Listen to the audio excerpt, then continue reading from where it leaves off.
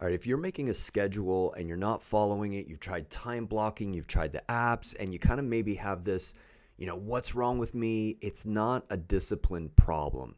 See, everyone, I talk to so many business owners have this exact issue, and I had this exact thing as well. And I remember this one stage where I was literally questioning what is wrong with me. I was thinking maybe I just procrastinate, maybe I actually thought it was I lacked discipline.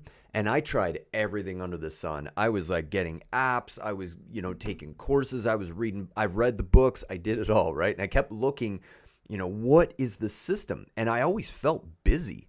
Do you feel like you're busy and you're doing a lot every day, but then at the end of the day or the end of the week, you just feel like, there's these projects, these things that just aren't moving forward. I call those the big needle movers, right? The things that really make a difference in the business.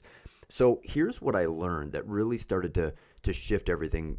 I went deep into the mindset rabbit hole and tried to unlock, what is going on. You hear all these different people talking about all these different things.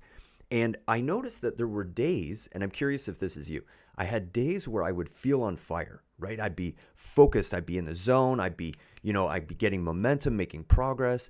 And then there were days where that fell off. And so one of the things that I learned about was we have almost different versions of ourselves. So here's what I want you to think about. Imagine a time when you felt really in the zone. You felt your best, you felt your body language almost shifts, right? Your shoulders are back and you're kind of like you're in the zone, you're focused, you know what to do, you feel really good. Okay, now just remember a time like that or make one up, kind of lean into that for a second. Then on the flip side, imagine when you're scattered, stuck, lost, and think about the version of you. And if you think about it, your body language almost starts to shift and you start to focus on different things. So here's what I learned is we have these different versions of ourselves that we can actually almost turn on or access or step into. And people that have huge productivity, they become really successful, they get momentum.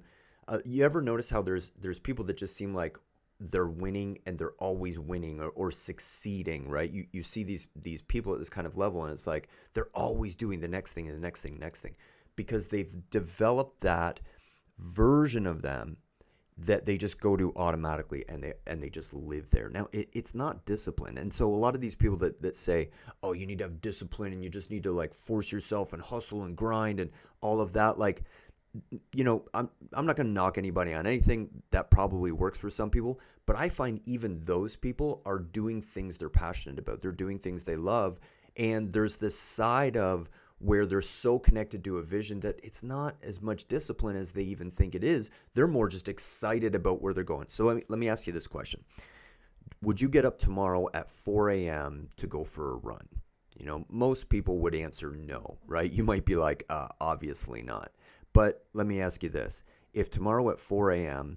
your fire alarm or smoke alarm in your house started going off and you could smell smoke in your house, how hard would it be for you to get out of bed and go for a run?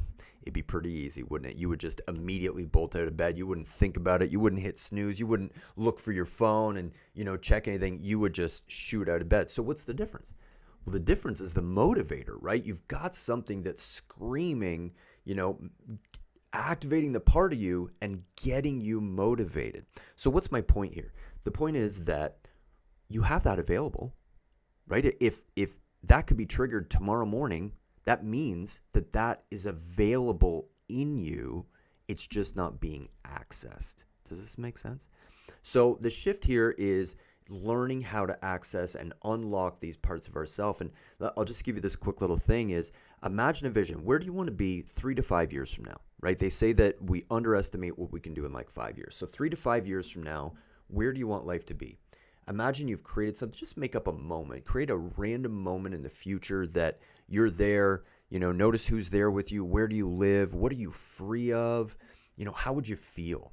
And really imagine yourself in the moment and notice how it feels in your body. Notice when you think about that future, maybe you're financially free, maybe you've got a passion or mission or something you love, maybe your business you've taken to a completely different zone where it's not as draining on you or something, maybe you're physically more fit, maybe you're better in relationship and with your kids or whatever it might be. So just imagine this future and really step into it, really see that, really own that, and notice how that starts to make you feel. This is kind of what I call step one of this sort of elevated process. So that's all I'm going to share on this. You can go to my other videos where I'm going to go deeper into the specifics of how to unlock this. Give me a follow and let me know, what is your experience? Have you tried the tools? Have you found something that works?